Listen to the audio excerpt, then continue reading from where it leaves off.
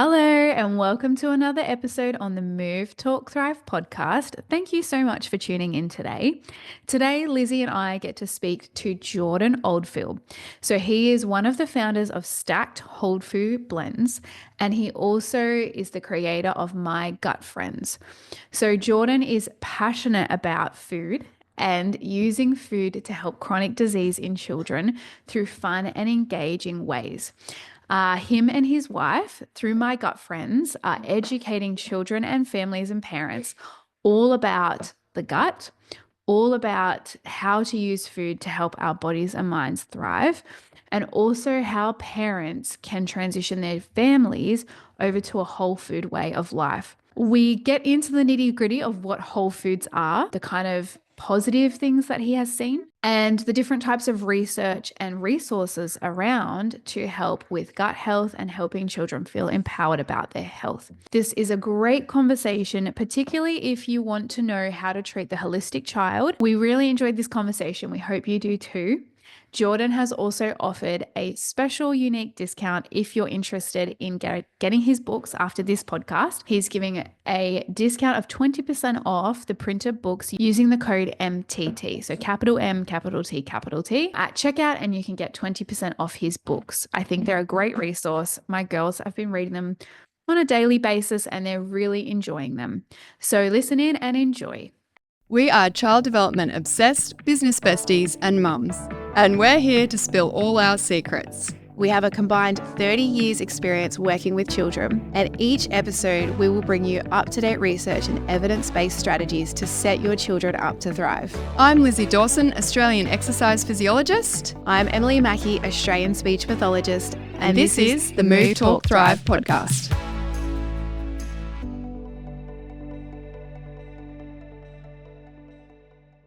All right, Jordan, lovely to have you here with us today. Let's kick it off. You're from My Gut Friends, and I have put a few little bits and pieces on my Instagram so far about your book. If you're looking at YouTube, you can see the book that I'm holding out right now, but it's the book that Jordan and his wife have released, The Friends You Don't Have. And we just want to talk to you, pick your brains today, all about the things that we love talking about. We love talking about child development, the future of Australia with children, and health, and how we can be proactive. We love talking to all different types of allied health professionals and people who are innovating in the space. So that's initially what caught my eye. I came across you guys on social media and I saw your book and I thought, oh, that is really creative, really new, something I haven't seen before. Right on. So welcome to the Move Talk Thrive podcast. Thank you very much, Emily. It's great to be here. Thanks for having me. Let's I was just going to say, I have got a little secret agenda here because I have got two boys. They are about to turn 8 and 6, actually, on the day that this podcast will be released.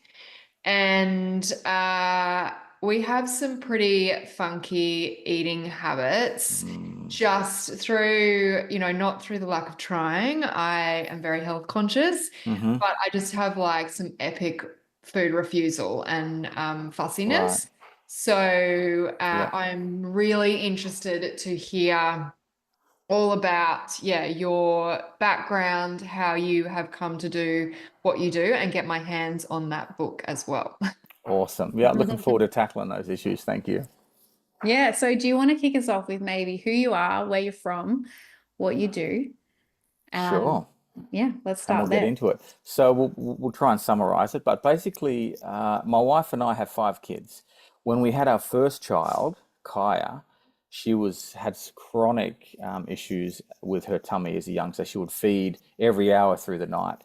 And we narrowed it down to something that my wife was consuming. So we changed her diet rapidly, and overnight, the colic disappeared pretty much. Yeah, it was an epic experience. So from that moment forward, we realized the power of food, not just for us individually, but obviously to our kids in that specific sense from my wife feeding our first child. And we were very health conscious from that point in figuring out what foods are good, what foods do what, how to avoid the foods that cause a lot of those issues. And then we got to the point where I think it was probably 12 years ago, and we were having what was it? We had some issues with some kids with certain behavioral issues. Nothing major, but pretty standard stuff. And we wanted to see if we could tackle that with food. And we started introducing new things, different things, and that was quite interesting to see the response there. We wanted to get all these good foods, wanted to eat whole food, wanted to eat organic, realized the price was insane. And so we thought it was back when coconut oil first sort of hit its peak as a breakthrough product. And we're like, let's get some coconut oil. It's like $35 a litre or something, a kilogram. And so we thought, well, that's insane. So we reached out to a Sri Lankan supplier, got a ton of it sent over, distributed it to our friends and family, then started what became the Whole Food Collective, which was an online health food store. And from that point forward, because we were supplying food, we wanted to really dig deep into the science behind why is it important to eat certain foods over other foods. And that sort of started our education journey, looking at digging deep into a lot of journals and a lot of scientific studies around the specifics of components of whole food versus processed food and why there's benefit there, because we both really wanted to know. And yeah, we sort of went through a massive journey, started educating what the findings we had, creating these fun programs for families and kids, and just try to help generally transition people away from conventional eating to whole food based eating. So that sort of kicked off our journey. My wife started coaching. We started building out more products that were really targeted on health foods and getting people to consume more health food over processed food. And this brand sort of kicked off, My Gut Friends, when we found that with the coaching that we did, we're having a lot of success helping families, particularly mums, to understand the importance of changing from what they're currently eating to eating more whole food. But there was a big challenge around transitioning the rest of the family. So obviously when mum gets the knowledge, great, love this, I'm going to change everything. But then resistance is there from the kids and sometimes the husband. And that sort of opened up this, I guess, thought process around, well, how do we get kids on board? Because if kids are on board, then it's a game changer, right? And as you both know, as parents, if you can have kids asking for healthy food, then that's a massive difference in terms of the resistance you find in trying to encourage healthy habits at home. So my wife actually the first book, The Friends You Don't Know You Have, was just an ebook that she just did up quite quickly actually and gave to her coaching community. And she all of a sudden was getting some incredible feedback from these kids, from the parents saying, oh, my kid's now asking for new foods, now asking to try new foods.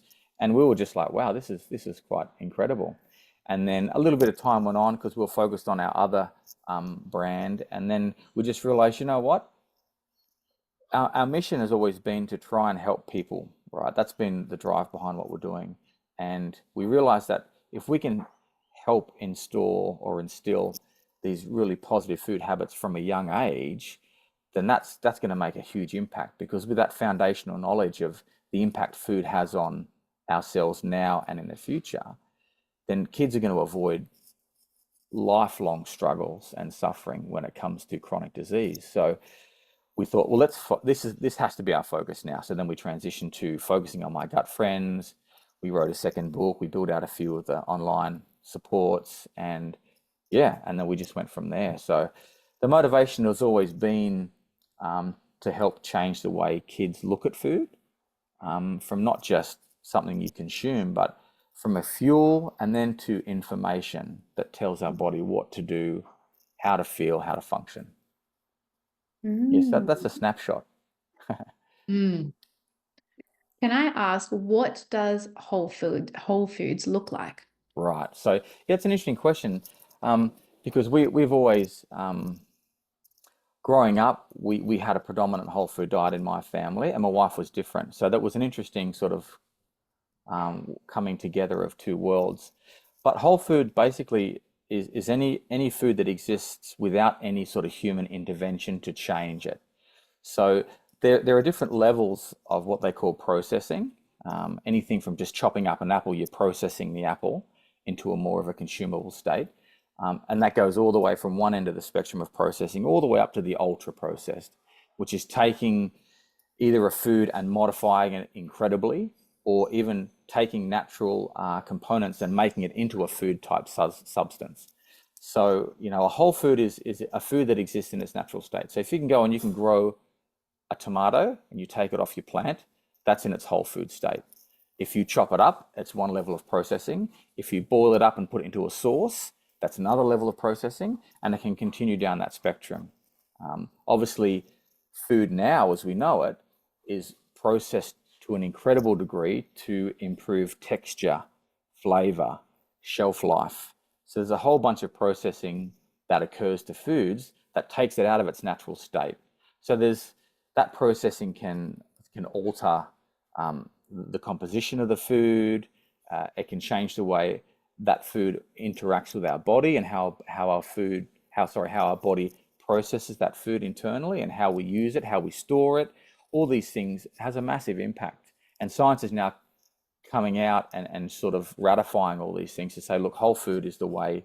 If you want your body to function the way it's supposed to, we've got to minimize the amount of processed food that we consume.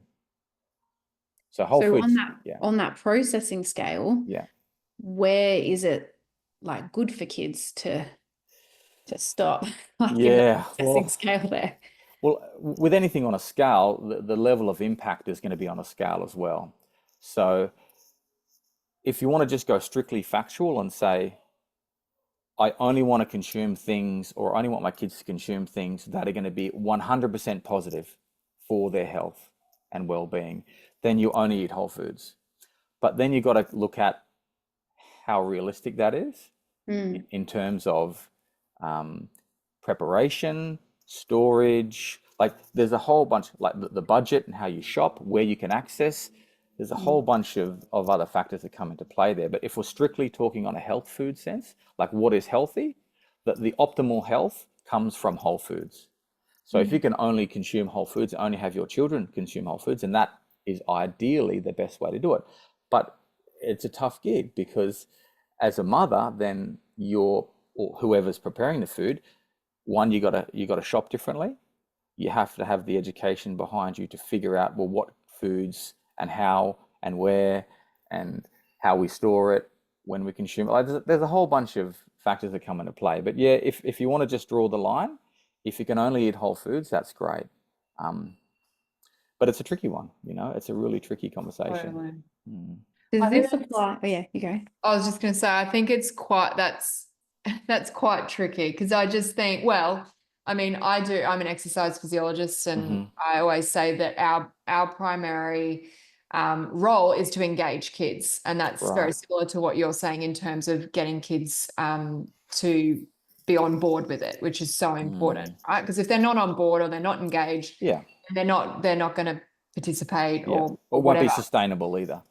Yeah, that's right. Yeah, because we need that intrinsic motivation. So they need to be intrinsically motivated to move, for me, and they need to be intrinsically motivated to eat as close to whole foods as possible. And I'm just thinking about my 8-year-old who, like, it's just, it's really tricky, and it really upsets me. And then my husband just wants them to eat. Yeah. Because that's important, right? So he's like, right, well, okay, butter pasta. We'll just eat butter pasta. And I'm like, he's low in iron. We need to have some meat. Like, and also, I'm also not, the more motivated I am nutritionally, I find the better the kids are. So it kind of, like, there's so many different angles, I think, that this can be looked at, or the way that you can approach it. But I think that we need to engage kids, like you're saying. We need to probably be engaged ourselves. Absolutely. And then we need to engage our husbands as well, because in my household, I am not the one making the food. Right. He is the one making the food. I delegate that to him. I buy the food. He makes the food. Yeah. So I need him to be on board as well. So, and I think the more, and then there's just so many different angles. So I guess, like, you book your courses, where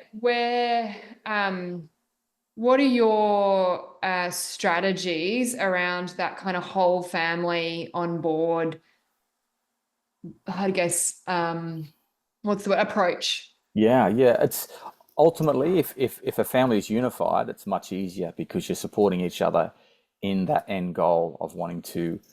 We used to have a course called Whole Food My Life. That was our first course we started. It was all about looking at the plethora of factors, plethora of different things in foods, and just coming to an understanding of wow, there is so much in our food that doesn't serve us. And so Mm, the first thing, the first key, and hence the books, is education. Whether that's an education from mum and dad, and then an education to the kids, there has to be an understanding of what we're putting into our bodies, um, and that's really key. And I have a lot of conversations with wives whose husbands aren't on board, and mm, and I'm looking at actually starting something that's targeted to husbands, like good something that actually idea. focuses on let's educate dads to support this scenario in the home, because the end result is incredible when everyone adopts this approach and everybody focuses on like the whole food lifestyle, then it goes a huge way down the path to making sure that our health is positive. So look, when it comes to that unifying approach, to that unifying action in the family, there has to be education, because it's no good me trying to encourage my wife to do something if she doesn't understand why it's important we do that thing. So yeah, it takes. I think my wife and I have been lucky because we've both been interested in food. We've both had this core teaching that's come from our belief system that your body is sacred. What you put into it has a huge impact on it, and so that's worked and served well for us. But if it's someone new looking at how do we bring this into the family, I think mum and dad have to get on the level and realize, hey, this is actually the impact of these types of foods. Um, and you just have to take a bit of time to look into it and say, oh, okay, wow, that's the composition of our food today. To me, it helps to understand also the background of who's feeding me from a corporate and industrial perspective, how those Mm, foods and those systems came into play. Like that's what motivates me a lot is seeing how the world operates, like from a broad perspective, and then mm, seeing, oh, okay, so the food industry was purchased by the tobacco industry back in, like all these things sort of they interest me. But that education helps me understand, okay, well, if someone's promoting this product, why are they promoting it? What's it going to do for me? And just looking at it and then saying, oh, okay, well, it's got this, this, and this, which what do they do? How do they hurt? How do they help? And I think, yeah, from a husband's perspective, looking at myself, it's about education. If you yeah. were to introduce your husband to look what's actually in the food that we're eating, and not Mm, just that, look what's in the food we're not eating that we're missing. So there's an opportunity yeah. cost. And so I think it would be conversations like bringing up, does your husband enjoy science? Does he look like research papers, things of that nature? Absolutely. And he is very, very healthy. But I think, and I think your education's spot on. Like, I think Mm, that's such a vital piece in mm, anything that we're trying to do with kids, yeah, because we need to educate who's making the decisions in the family, and that is yeah, the parents. And yeah. we need to have different conversations, I think, with mothers than we do with fathers. I Mm, think there's two different conversations. So I think that's hmm a really important point that you saying, to start something for fathers. mm, Um, I think from my experience, we're both very health conscious. right. However, I think I'm actually quite a fussy eater. So Okay. like, and I think about, yeah, and it's interesting kind of seeing how my kids eat, and I'm like, oh yeah, I don't like anything but chicken breast because I like dry chicken. Like, yeah, just all these kind of little Mm, preferences. But I think, and then I think there's like this layer of anxieties for both of us. Mine is driven probably, by understanding that they need protein and not so mm, much whole foods, because I don't think right. I am that I'm probably not that invested in food. And I've got like just a basic level of, the healthy food groups that we should be eating and the impact of those. And I think of his perspective, and his perspective is I want my child to eat. So, and there's an anxiety. That's a very basic level. Yeah, well, we primarily, I guess, from the perspective of your husband, and it's very, very common, is we eat for energy. So we need to consume to be able to fuel the operation of our whole system, which is really important too. But then you look at the quality of fuels, say for petrol, you look at like cars or other things. The quality of input determines the quality of output. And so that sort of conversation around, okay, well, the quality of what I take in is going to determine the quality of what comes out of me. And that was a big, not an aha moment, but it was a really good like connection of, oh, that's right. Yeah. What we put in and how good it is, good, bad, that's another conversation, but how quality our consumption will determine the quality of our output when it comes to thought, focus, behavior, and then that short term, long term being the quality of our longevity, because we all want to live long lives, but we want to live long lives being healthy and able to enjoy the long life that we live, not just live a long life being propped up by pharmaceuticals and other interventions that keep us alive, but don't keep us living. I think there's a distinction there. So I think it's important to have that conversation and figure out what are we putting in and what's coming out and how long we want that to continue. Where do you easily find information like that? It's a great question.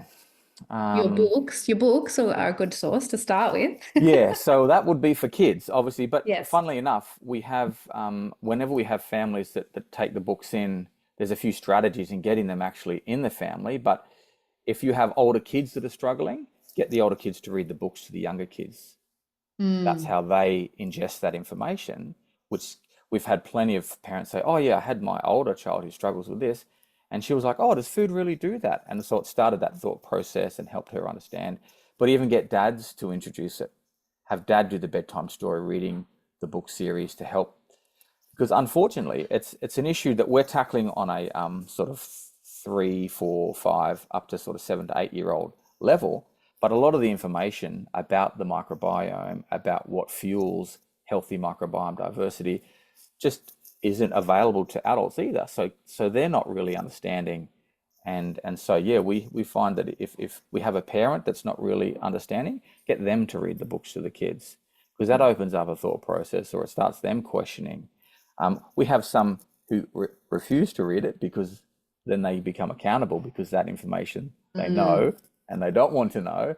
So there's different levels of willingness. But if you can get the kids, anyone hesitant about making food changes, to just read the books to the younger kids, that is a really beneficial start, because with an understanding of the friends within our gut, and when we feed them certain foods, we bring out their superpowers, and those superpowers help us in very specific ways. Then we start to see the relationship between food and health outcomes. And that is one of the biggest connections that just isn't made generally in society, is that food is not just something that tastes good, that I eat because I've got this hungry feeling that gives me energy to do what I need to do. There's so much more to it. And so we're trying to help bring that education in at an early level and just help them make that clear connection. Food has a lot more to do with information and our quality of output in our life. Yeah. I think there's a big emphasis on taste. And sometimes then that's to the sacrifice or the detriment then of the healthiness of it, I guess. 100%. 100%. Yeah, taste, texture, convenience. Those three things drive modern consumption. And we have to break that apart. And firstly, you have to recognize that those three factors are not beneficial for us.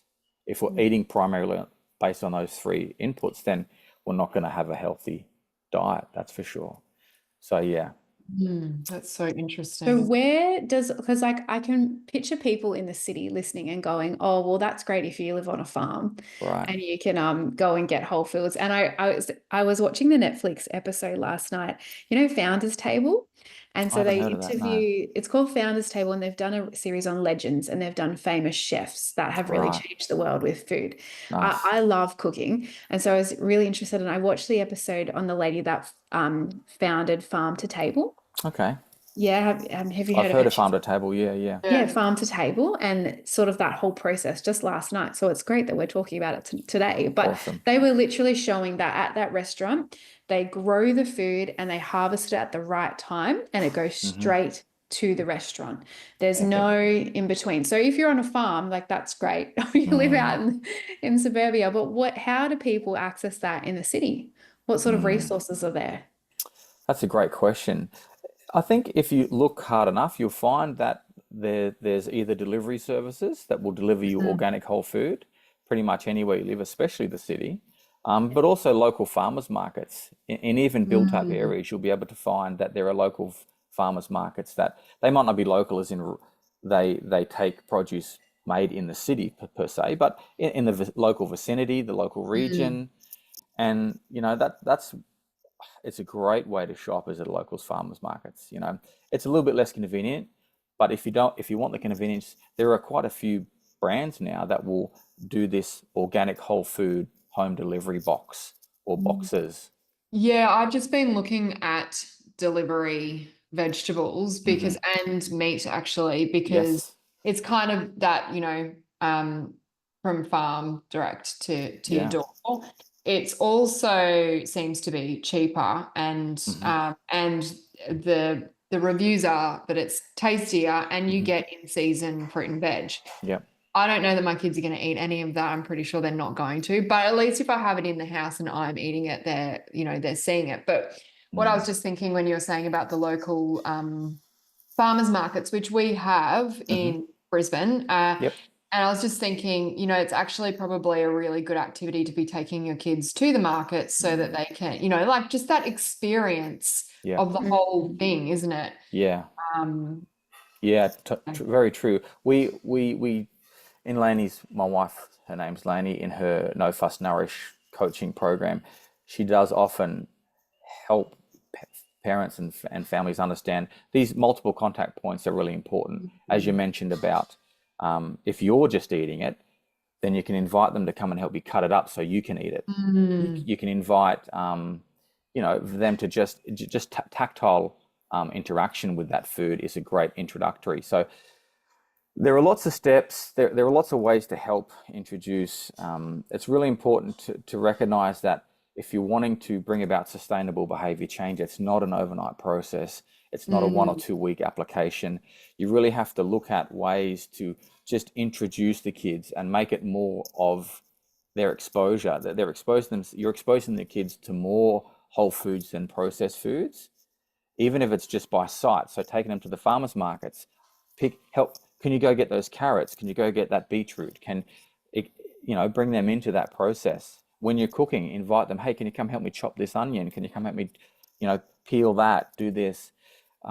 Very, very important factors, because without them, like, it's really hard to try and introduce something that they've never seen before, don't know what it is, don't know where it comes from, and then say, eat it. Like, that's really crazy. So yeah, definitely the more you can introduce them, take them to the market, have them handle the foods, smell the foods, lick the food, taste the food somehow, just little exposures are really good.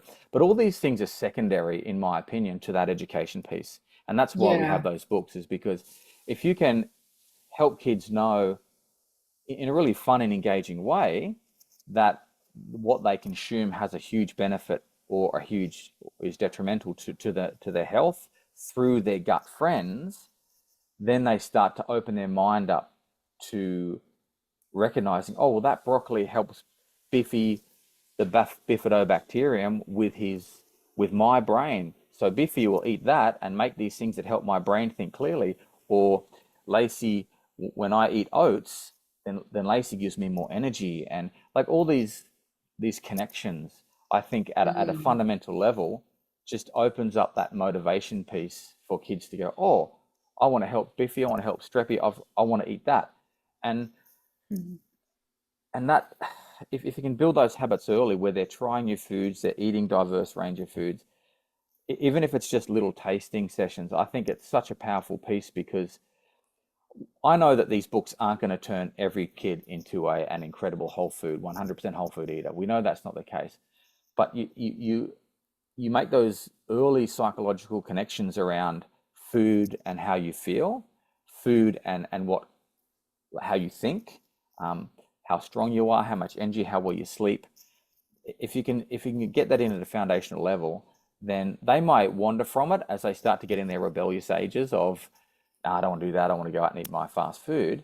But I can guarantee you, with the piece they have, that the education piece, that food influences their mood, their behavior, and their output. If they have that early, they will always return to it. Once they Mm. get to the point, oh, I'm feeling terrible. Oh, maybe it's something I ate. And just that thought process alone isn't there in a lot of adults. Oh, I'm feeling a Mm. bit bloated. What, Absolutely. what was what did I have recently? It's just not there. So it's tying those two worlds together, how we're feeling, how we're operating, what our output is the quality of our output to our consumption. Mm. That's what my gut friends world is about primarily, is bringing those two together. Because then, then kids start to, the light goes on. Oh yeah, well I had that, and I had that Mars bar, or I had that Macca's meal, or whatever it was, and I'm feeling a bit bloated, and just that is so powerful because it then Mm. drives further investigation as they start to consider that further as they get older. I love that you've positively framed it because my first daughter, Evie, she grew up with a lot of thought about that because she had allergies. Yes, But it okay. was framed in a negative way because it was about the allergies, right? So, Right. but I'm like, oh, we need to continue that, but with the positive school of thought, right? Yeah. Because we'd say, oh, you can't have dairy. And so she'd know that dairy would make her sick through Mm, experience as well. yeah. But I'm like, and a lot of parents have allergies these days. So they're always framing it really negatively. But I'm like, we Yeah. just need to flip it on its head and talk about it in a positive way. And Evie loved when she read, Lizzie doesn't have the books yet, but you've sent them to Okay. me. Yeah. She loved Biffy because Biffy stops the cut. When you cut your finger with the blood. Yes. And so she gets paranoid about the blood and, like it gets stressed about that. So she was like, I want to have more stuff so I can have my blood, like my skin heal quicker. And that was very Awesome. motivating for her. Yeah. And I think, does it Biffy have Vegemite? Oh, no, that's the miso Vegemite. So we probably need to Ah, rephrase that again. We've looked at, because we had some interesting feedback, but it's miso paste Vegemite. So fermented yeah. miso. One of our earliest programs we did was the Whole Food My Life, and one of the first things we helped families do was transition from Vegemite to the miso paste Vegemite. Because Oh, yes. if you Yes. spread fermented miso paste on hot toast, tastes very similar to Vegemite. So we'd take half of the Vegemite out of the jar, mix in half miso paste, Yeah. and then transition to full miso paste. And now the kids, they only have miso paste on their toast. They don't have Yeah. Vegemite. Okay. Yes. That's good. Where do That's good to you clarify. get miso paste from? Yeah, it's a Oh, good question. Most I health food have some at stores will home. have fermented miso Yeah. paste. Supermarkets. Yeah. Yeah. I have been looking for like, because I like miso soup, and I'm like, I want to have some Ah, okay. miso soup at home, and I Right. was looking for it. I mean, I don't spend a lot of time at the grocery store. I'm like in and out, which Yes, is a yes, whole yes. nother, contributing Contributing issue. factor. Yeah, sure. Yes. You But get yeah, it from a I little find it. Asian shop, but I got some from Woolies, I think. Yeah, it'll be in the major supermarkets now. You should find it. We get it from a local health food store. Yeah. It's refrigerated. Yes. So you go to the refrigerator and you find the miso paste. Red miso paste fermented. Really, really good. Any fermented Mm. food is incredible, right? Yeah. Super, Yeah. super good. But yeah, Yeah, so that was attached to the Vegemite. right. Like it says miso paste Vegemite. Yep, yep. But then she then was like, Mummy, I'm having more Vegemite. And she has. And I used to give her Vegemite when she was little. And then she Right. went through a phase like, don't like it. She's Mm, been having it. So awesome. I have seen that change with her. She is a child though that connects, like she's pretty good. Like she'll read something and then Right. connect it practically. Great. Like she's switched on. So, but it has helped a lot that way with the cut, like Yeah. it's relating like the functional implication, like Hmm. you said, to what comes in, goes out, and how it helps. I think that's really powerful, and that's what's missing, that piece Great. Yeah, we think so too, adults and kids. We're just, as a society, we don't realize the power of food for the positive and the negative, I think. And so what we're trying to do is come in early and help kids make those solid connections so that they're motivated to choose. Oh, as you say, she thought about it and then she sought it because of the functional benefit of that food. And so if we can start that early, and we're 2 books into the series, there's probably going to be about 6, and they'll branch off into things like the gut-brain connection in terms of mental health, anxiety, and how that's influenced by food, and other things like the immune system and how food interacts with the immune system. So we really want to delve a little bit deeper, but with those same characters into a little bit more specific health information, but always in a fun and engaging way, so that people just, families and kids, just come away with this like complete understanding that food is going to either serve me or it's going to take away from me. And that then I think is a super powerful piece for kids to be like, no, I'm not going to have that because I want the benefits of an alternative of that. And I don't want the detrimental effects of eating that. In the second book, When Friends Become Bullies, it's all about the sometimes friends that need to exist and exist in a complementary role in our gut microbiome when they are in small quantity. But when we don't eat whole foods and we don't eat prebiotic foods or foods that are high in plant-based fiber that help our good friends thrive, then those colonies die off, and then we feed our sometimes friends with ultra-processed foods.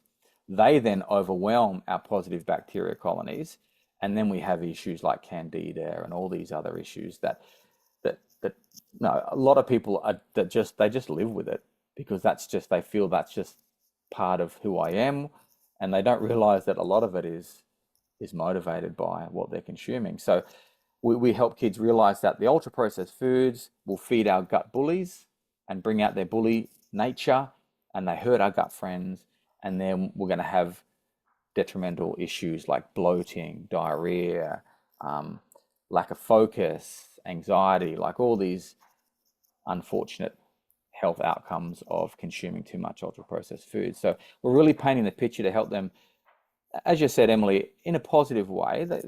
You choose this and you get the good. If you don't choose that and you choose this, then there's going to be some negative effects, but it's not in a fear-based package.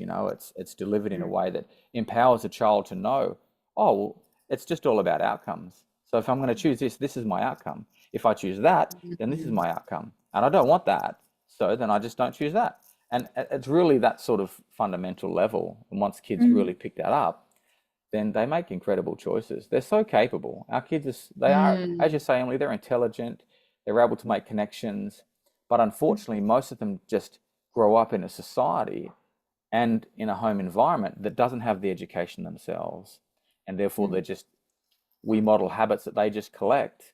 And they're marketed to on an insane level through billion-dollar corporations that have, every one of these corporations have psychologists in their marketing team.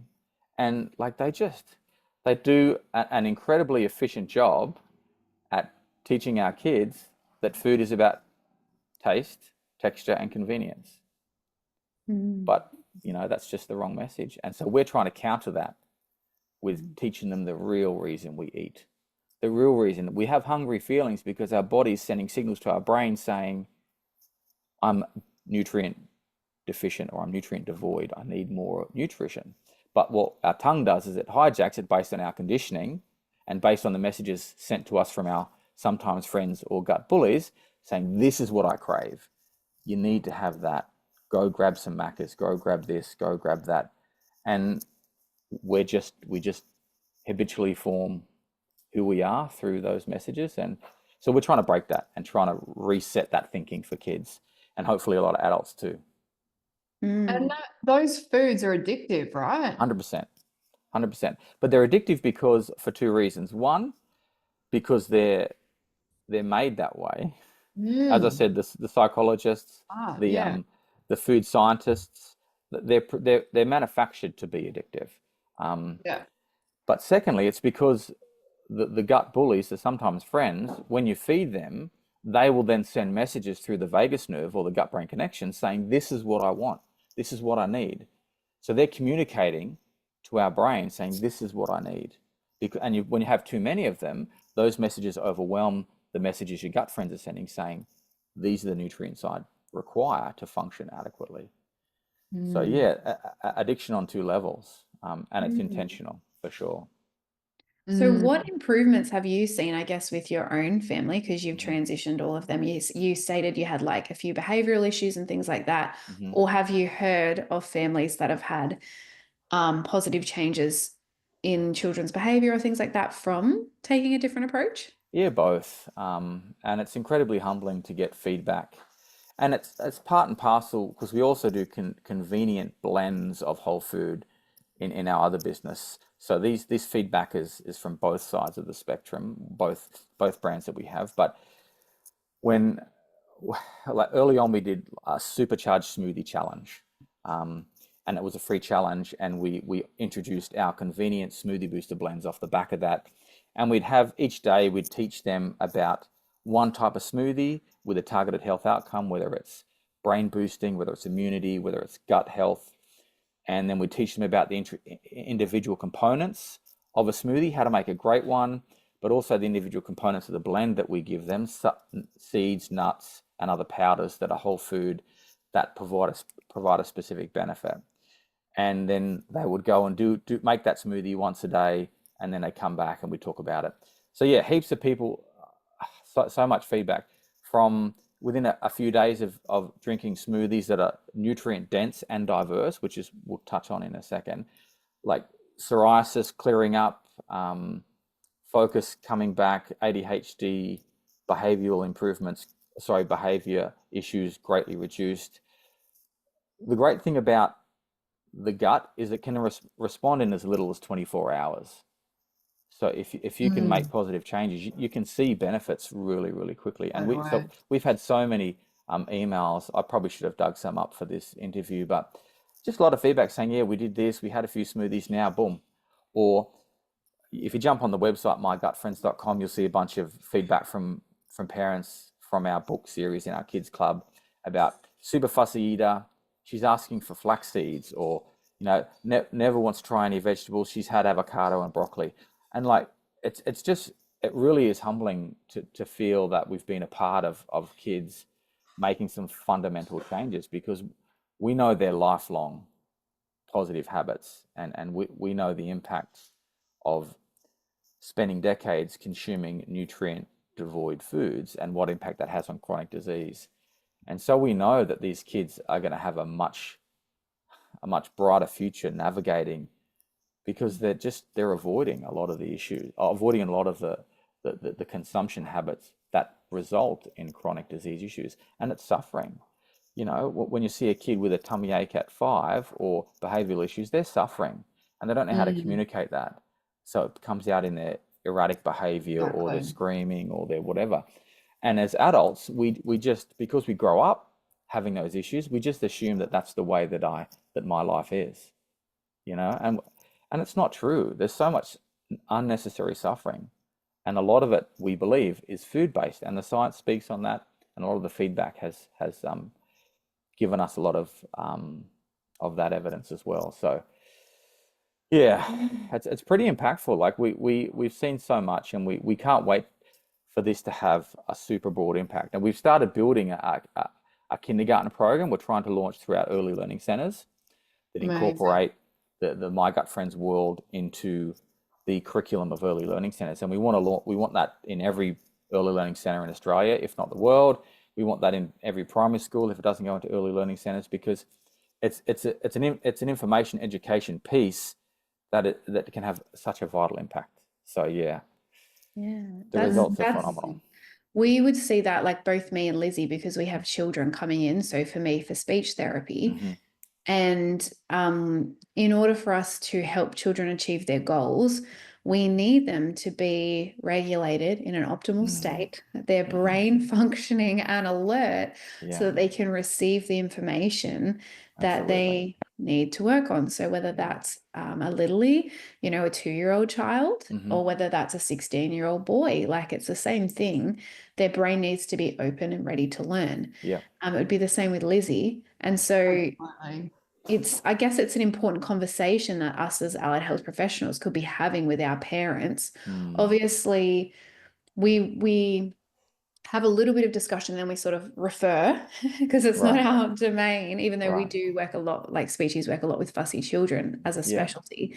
But, you know, it's knowing all these resources that are available to actually then help complement your therapy, right? That would be the same for you, Lizzy, wouldn't it? Absolutely. Yeah, totally. Yeah. Well, we've got to look at the whole child, don't we? We have to look at what we say, all the time. Because if we don't, then we're neglecting all these other components that are feeding into what we're doing anyway. So I think, you know, and it's like what I say with my program is that we have some knowledge of how we can use movement with language concepts. We are not speech pathologists. We are not going, you know, we're not there to do speech therapy, but we are aware of ways that we can use movement to help with language or identify language through movement. And we would then obviously refer on to speeches.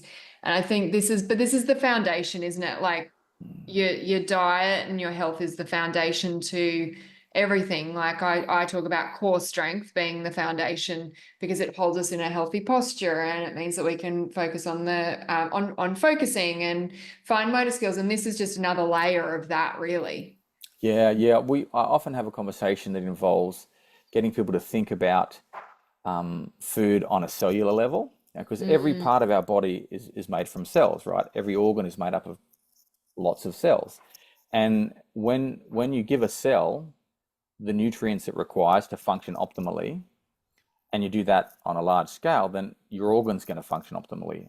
And your body is just a system of organs. So if your cells are functioning optimally, then your organs are going to function optimally. Your organs are functioning optimally, then your whole body system is going to function optimally. And then you start to have real choice about what you want to do. You know, we look at this as a lot of people are literally in bondage to poor health. And it's that there are a lot of things that they cannot access or cannot do because of issues. And so we really want to tear those chains away. And I really believe that it's putting the right amount of nutrients into your body and flooding, you know, we use this phrase, flooding your body with nutrients, because your body is so smart. So you just flood it with nutrients. It'll take what it needs. It'll get rid of what it doesn't need. And your body will function. It'll heal. It'll operate functionally, optimally. And that's, you know, we look at it like it can be that simple. Like getting it all happening and having families and changing lifestyles and all that. That's the tricky part, you know, is because we're all creatures of habit, and we're all living a certain manner based on the habits we've formed. And so it can be tricky sometimes changing those habits. But we believe that robust health and to thrive, as you guys know that word really well, thriving is not that challenging, we believe. If you're giving your body what it needs, it wants to thrive. And it will just operate for you, you know, it'll do what it needs to do. It's when we subject it to things it shouldn't be having, or we don't give it enough of what it should be having, that's when problems occur. That's when, you know, if you fill your tank up only half full of petrol, then you're only going to get halfway as far. You know, if you only have half the amount of oil you need, you're only going to be able to operate to a certain level until you have to cool down a little bit. So yeah, we try and break it down to be really fundamental, and we've tried to take that principle into the concepts of the My Gut Friends book series, so that kids just get it on their level with some engaging characters, super simple to digest, pardon the pun, and they love it and they get into it, and they see food differently, they look at food differently, and that's the sort of the key thing is we want them to get away from their programmed manner of eating for taste, texture, and convenience, and realize that every time they prepare some food, they're doing their body a huge service by taking a little bit of extra time to chop up some carrots, putting a bunch of celery with your cucumber, adding a few tomatoes, like whatever they're doing. Yeah, it takes a little bit more time, but they're serving their body in that moment. And if they realize that that's going to have a major impact now, today and tomorrow, then that's the message we want them to sort of realize. I think you're giving them the choice, aren't you? Because I think without them understanding it, they have no choice, and it's just this path of addiction that it's like this, you know, life that you will be very hard to step off, I would say. I mean, I'm pretty Absolutely. sure that I'm on that path. So not that I eat really badly, but I Right. definitely don't. I'm not. I dabble. Like I go to Yeah. the health food shop Hmm. occasionally, but then I don't really know what I'm doing. So I feel like this Yes. book will be, and you know how you're talking about getting the parent to read it to the children. Like I Hmm. just feel like that's actually going to be quite powerful for myself as well, just to really like understand it in a basic sort of way. Yeah. Yeah. And that's an interesting point you bring up, about that information in a basic way. And I think there's been intentional confusion put out Mm, there because mm, it isn't really that hard. Like mm, it's just about mm. eating whole food. And to me, that's quite simple. But yeah, I think that message has been convoluted, has been complicated. There's been doubt instilled. There's multiple different people saying similar but different things, and it confuses people.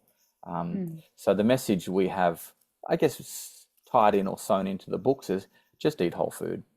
Yeah, I Like like that because just eat I whole get food. quite overwhelmed by it. And I can be a bit of a like perfectionist, particularly when I'm busy, which I am at Yeah, the moment. I'm like, everything needs to be perfect. And it's yeah. just like another decision. I go into a whole food shop or Mm, a health food shop, yeah, yeah, and I'm kind of like, I'm out of my depth here. I don't really know what to do. yeah, And I'll get some kimchi and I know what to do with that. I've yeah, got, yeah, like yeah. I've got my few little things, but to kind of then have it flow through to the kids, Mm, that feels a little bit tricky. yeah. Yeah, and So, you know, before we wrote this book series, we tried to make foods like with our smoothie blends that are appealing to kids, and mm, that's a really important step, right? Because you need to make it something they want to. If they don't have that education piece, which they didn't when we started doing the blends, they didn't realize that there was 13 or 14 different whole foods in that smoothie. They just taste chocolate. And so mm, they're happy to have a chocolate smoothie for breakfast because it tastes good, right? So that was the mm, motive before we started education. But I think tying those two together, having the education as a foundation, to understand the why, and then having these simple ways to bring in tasty, convenient foods, makes the implementation of the education a lot easier, because there's two sides. You know, you need to understand and then you need to act on it. And the action can be overwhelming. Often we had mm. a lot of, and we found it. We did our smoothie challenges. They were so pumped up at the end of the week. They would buy a bunch of blends. They would have smoothies for a week or two. And then the motivation, because the family wasn't picking it up, the partner wasn't supportive, it was hard for them to maintain it. So their habits came back in, their conditioned habits came back into play, and they just sort of drifted back into their normal habitual selves. So having the education piece to underpin, to really understand the power of food, I think is what's going to help people make a lot more sustainable change. Is And truly it's all understanding. about like all these days, it's about how can you put hidden veg in for your kids, isn't it? Like now I'm thinking about it, Mm. it's all about, oh, try and get as much in for your kids so they don't Sneakiness. know. Like Yeah, when you said that, it's like, oh, I would have just said to the kids, oh, you're having a chocolate smoothie. But in there, I know I've put zucchini, avocado, milk, yogurt. But absolutely. I'm not telling them that. And I'm like, why am I not telling? Why? Yeah, Like, so I'm that's like, such why a am good I not telling point. them that? And that's a great point, because what we've been conditioned, or kids habitually have grown to resist those healthy foods for whatever reason. We can talk a long time about that. But yeah, we're afraid as parents to say, here's what all the goodness in it, because there's sweet potato in that smoothie. No, I don't want that. Mm. Or there's I avocado. can Ew. guarantee Flynn will not have a smoothie if there's avocado. What did you just say? Did you say sweet potato? Yeah. There's just no I way. put zucchini in, it makes it so smooth, so creamy. He will just Yeah. be like, oh, Even though okay, you I don't can't know. taste I it. need to get him to read the books. I'm like a very good case study for you, I feel. Awesome. Yeah. I hope you guys get some great success with it. But yeah, it's a challenge, and I think part of the issue, they've been, for want of a better word, indoctrinated with food marketing, right? So Mm, there's not a TV show, there's not an advert, there's nothing they see that glamorizes or glorifies broccoli, yeah. right? Mm. You just don't see that. but you absolutely see the reverse of that or the opposite end of the spectrum. So, there's social issues. Like I'll tell you a story that's interesting. We had our kids eating fairly well in the early ages. Then once they get into school and they go to school with these complete whole food lunch boxes, the other kids are full of packets and whatnot. Then they start getting shamed because they're eating all this healthy food. And so then their motivating factors change. Then they start to value, oh, I'm not part of the clique because of the fact that I'm eating this food. I don't want that food anymore. Yeah. Has that happened to you? It has, absolutely. And how we've got around it is we've like, okay, well, if he doesn't want to take, and it's our son, if he doesn't want to take healthy foods to lunch because he's getting lunchbox shamed, then we just bookend the day. We give him an incredibly healthy breakfast and an incredibly healthy dinner. Yeah. And he can have less healthy options for lunch. Yeah. And he's fine with that. He eats a lot less during the day than he does morning and lunch. But in the morning, he'll make himself some boosted pancakes or a fruit and oat pancake with natural yogurt and fresh fruit, and he'll eat a massive one of those, and he'll come home and he'll eat what we cook for dinner. But because of that social piece, he struggles, and that we've accepted that. We can't win every battle, but what we found with the older kids who have gone through that and they come out the end of it, they're making themselves the healthiest breakfast, lunch, and dinners that they can. And they put in the time to get on there and cook up a nice zucchini, onion, baby spinach, omelette, or they have a smoothie that's got, there's 16, 17 different whole foods in it, or they'll make themselves a really good vegetable sauce for their pasta or something. So, they eventually do come around. That was one of the points I was trying to make earlier, is if we set the foundation right, they may wander, and it's natural to have that rebellious, do something I didn't do at home streak in them, but they will eventually return to what they know because they made that connection between the incredibly good food they eat and how they feel. And then that will then be a foundational piece for them throughout the rest of their lives. Yeah. And what about all the kids that are neurodiverse and have, complex needs where there's sensory preferences, and that's, very closely tied into food. And I think that's something that's going on for Flynn, because he's got quite strong sensory preferences. Yeah. What about that? How do we, I know there's the education component. What are your kind of thoughts around that? That's a bit more of a challenging one because you're dealing with, the neurodivergent can be quite a challenge when it comes to having them change their habits, because they're very, very headstrong with things that are familiar, taste, texture, and just visually. So that can be more of a challenge. We have a friend who she works specifically with allergies and just did a couple of podcasts with some world leading nutritionists and nutrition scientists that focus on those challenges, and it can be tough. Personalizing diets is really, really important. So it can be a bit of a trial and error in finding types of foods that they're happy to have, and packaging it in a way that makes it appealing. We do find we've had plenty of kids love the book series, and that's allowed them to break out of those molds.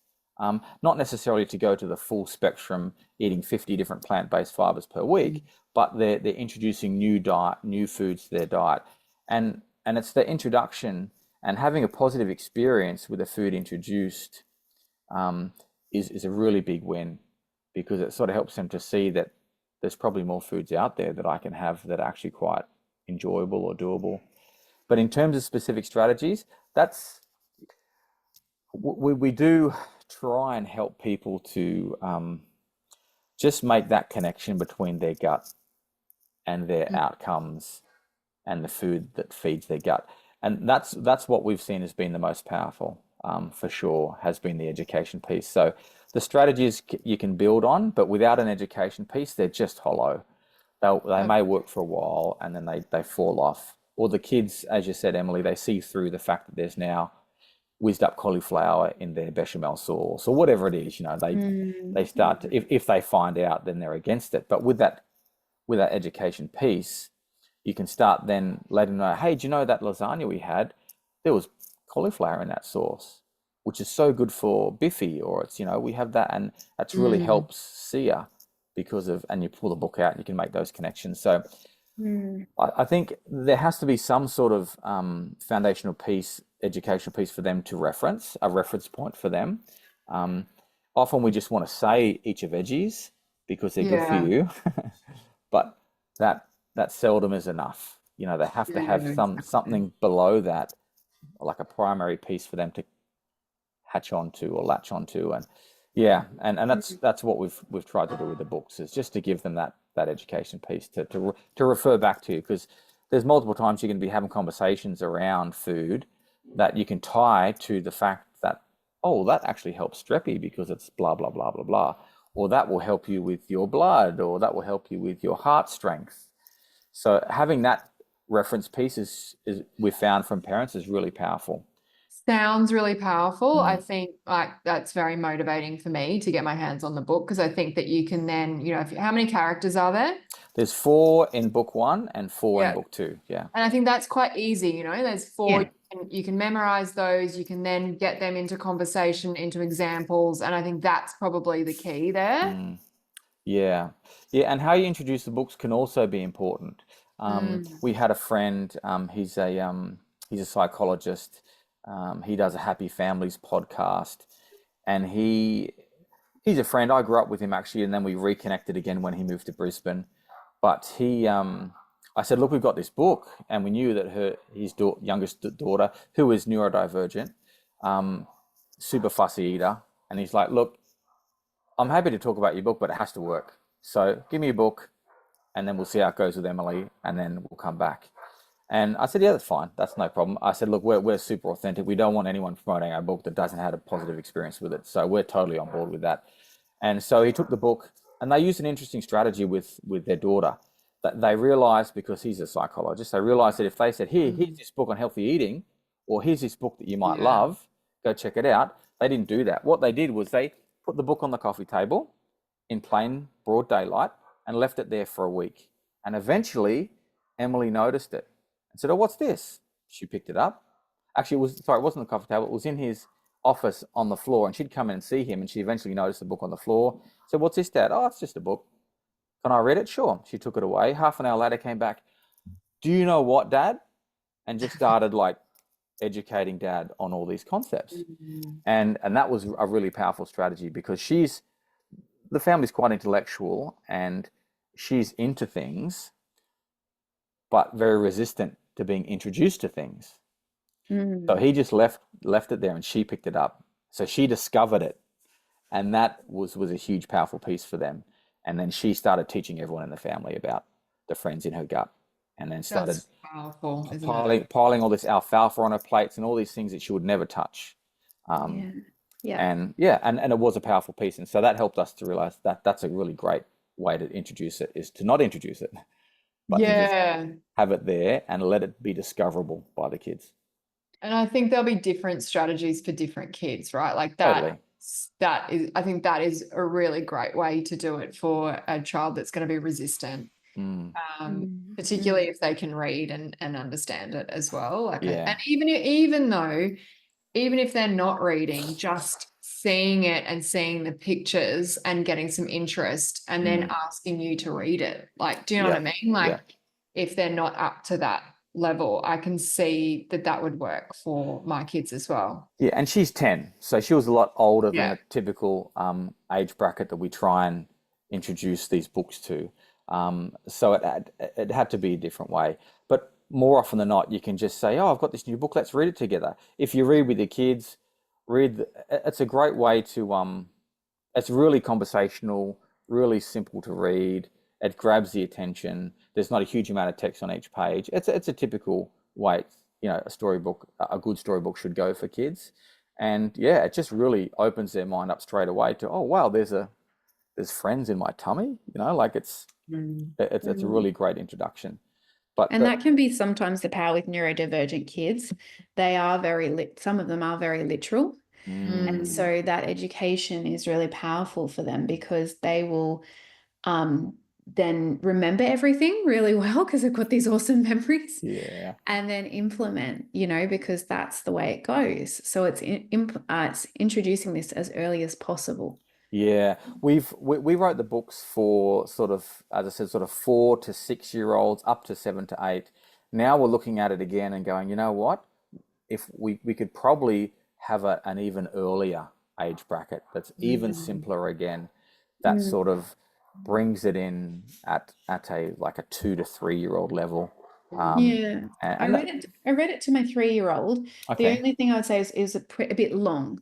yeah, for that Yeah, so age, I yep, think if you made even the first one into 2, right. she was great. She was fine. Like she loved the visuals, she understood the concepts. Hmm. It's just the length of it, I think, Right, yeah, at her yes, age, like she's just turned 3. yeah, right, But then okay, she was then grasping most of it because the visuals are so good, like she was like, oh yeah, milk, cheese, all the body parts and things right. like that.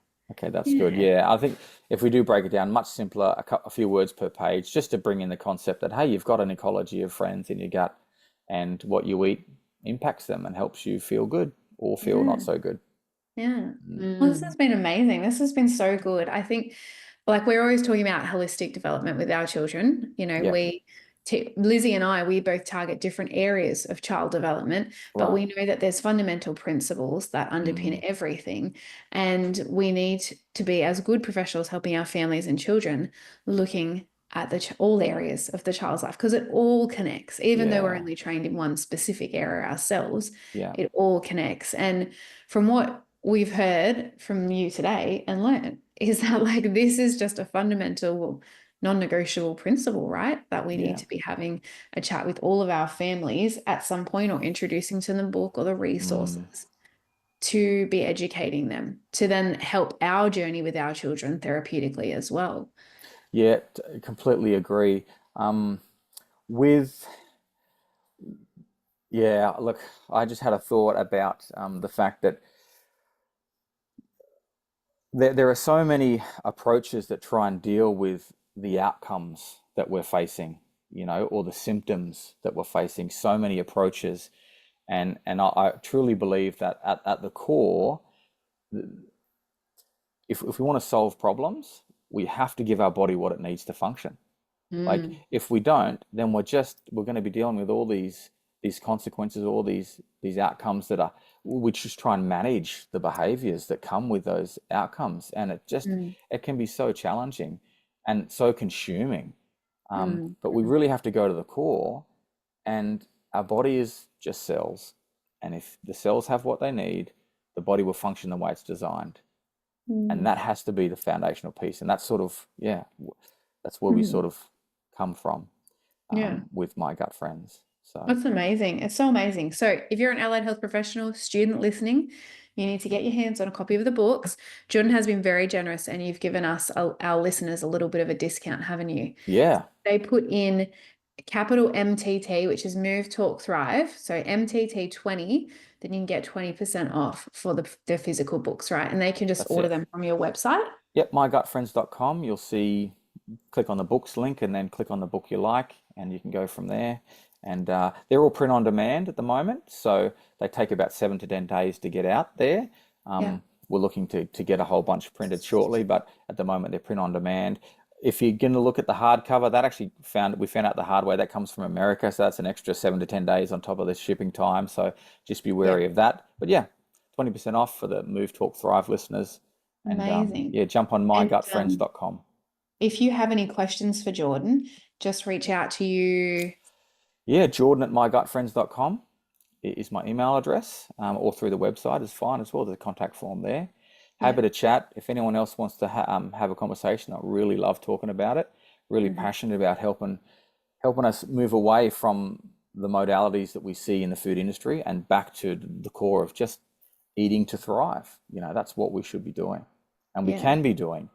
We just have to re-educate and change our approach. No, you summed it up beautifully. Thank You you. summed it up really well. We would love to talk to you, I guess, because I think these would be handy to have in our clinic. I was Awesome. thinking the To same. parents, parents always see the resources in our clinic, and I think it would be a good thing. So we will continue this conversation offline, but Awesome. If there's other clinic business owners that you're interested as well, you can obviously contact Jordan and keep following you online. You're on socials as well, aren't you? Yeah, Like we're on your Instagram and book Facebook. Yeah, released. we're just starting on TikTok. We haven't got much doing there, but what I did want to say, if Join the anyone's club. yeah, if anyone's affiliated with any early learning centers, go and ask them for the Gut Health Hero program, which is what we've got ready to deploy to these early learning centers, because that's where we see we can have broad scale impact, like almost immediately.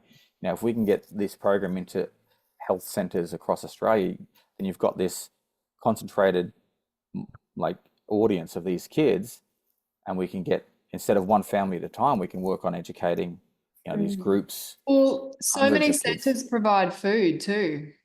Yeah, Yeah, heaps. Most of they them. do. Yeah. And there's a few boutique ones on the Sunshine Coast here, and I've met with them, and they love the program and want to build it into their menus. So Yeah, you've got that, exactly. That's what I'm thinking. yeah, you've got that consistent message coming from the kitchen and the Mm. classroom. Oh, Mm. what a big sell would that be, like for families? I think that would be Yeah. massive. Yeah, we think so too. The good thing about a lot of these centers we've already met with, they're already doing incredibly healthy foods in the kitchen, so that's Mm. good. But those that may not be fully on board with that yet, to do the curriculum and the kitchen together is fantastic. But yeah, if anyone is in early learning, we really want Yeah. to get these deployed into these centers and have these programs run Yeah. as just a like absolute education for kids. They have to know what they're eating, because you know, if they just if they understand the power of the food, they will make better choices. And we Yeah. won't have to be pushing healthy food down their throat. They'll be asking us, Mum, can I have some of that? Mum, can we have more of this in our food? We've seen it. They just ask for the healthier foods. Mm. Mm. Well, love your work. Love what you're doing. Thank you. It's Appreciate that. amazing. We've all got to work together to help our Yeah, children. that's the thing. Yeah. Yeah. But It yeah, takes a village. it does. Thank you so much for your time today, Jordan. I'm sure everyone's You're going to love welcome. this episode. I hope so. And we will stay in touch. And everyone who listens to Move Talk Thrive, we hope you've enjoyed this episode, and we'll be back in your ears next week. Take care. See you later. Bye. Bye.